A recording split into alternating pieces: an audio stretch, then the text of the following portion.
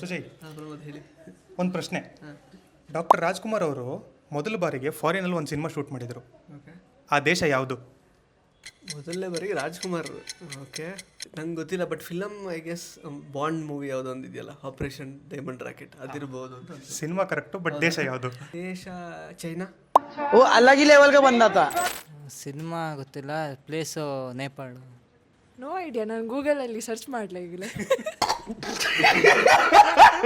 ಶ್ರೀಲಂಕಾನಾ? ಮೀನಾಕ್ಷಿ ಎಂಥ ಒಳ್ಳೆ ಮಕ್ಕಳಿಗೆ ಜನ್ಮ ಕೊಟ್ಟೆ. 1978 ಅಲ್ಲಿ ನಾನಾರು ಕಶ್ಯಪ ಬ್ರಹ್ಮನ ಮಗ, ದಿತಿಗರ್ಭ ಸಂಜಾತ. ಆಪರೇಷನ್ ಡೈಮಂಡ್ ರಾಕೆಟ್ ನೇಪಾಳದಲ್ಲಿ ಶೂಟ್ ಮಾಡಿದ್ರು ಸಿನಿಮಾ ಅಂತ ನಾನು ಅಂದ್ಕೊಂಡಿದ್ದೀನಿ.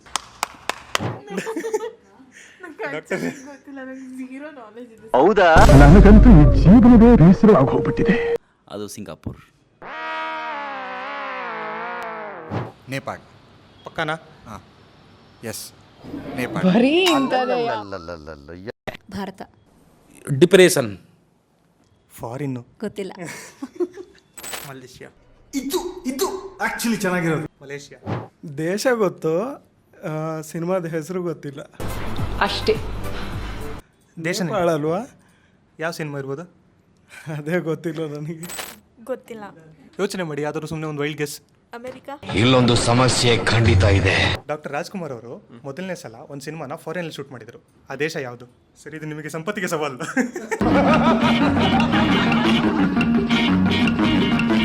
ಸಂಪತ್ತಿಗೆ ಸವಾಲು ಮಾಡಿದಾರ? ಇಲ್ಲ. ಸೊ ನಿಮಗೇನಾದ್ರು ಕರೆಕ್ಟ್ ಉತ್ತರ ಗೊತ್ತಿದ್ರೆ, ಡಾಕ್ಟರ್ ರಾಜ್ಕುಮಾರ್ ಅವರು ಮೊದಲನೇ ಸಲ ಒಂದು ಸಿನಿಮಾನ ಫಾರಿನಲ್ಲಿ ಶೂಟ್ ಮಾಡಿದರು.